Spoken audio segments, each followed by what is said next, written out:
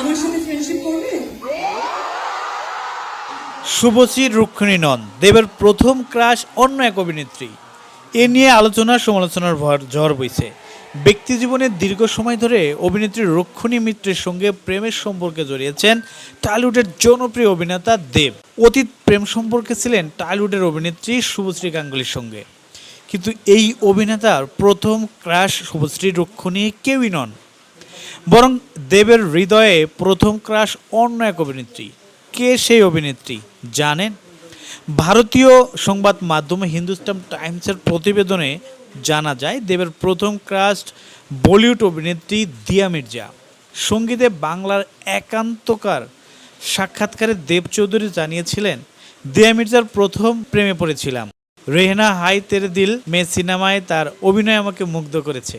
শুধু সৌন্দর্য নয়, মানুষ হিসাবেও অসাধারণ তিনি।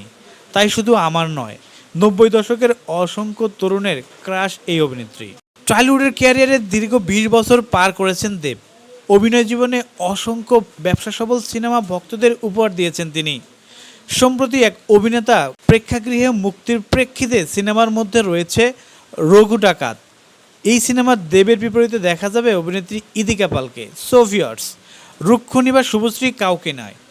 এই অভিনেত্রীকে ভালোবাসা বা তার ক্রাশ হয়ে যাওয়ার বিষয়টিকে আপনি কিভাবে দেখছেন? দেব কি সত্যি শুভশ্রী রুক্মিণী কাউকে পছন্দ করে না? আপনার গুরুত্বপূর্ণ মন্তব্য জানিয়ে কমেন্ট করতে পারেন আমাদের কমেন্ট বক্সে।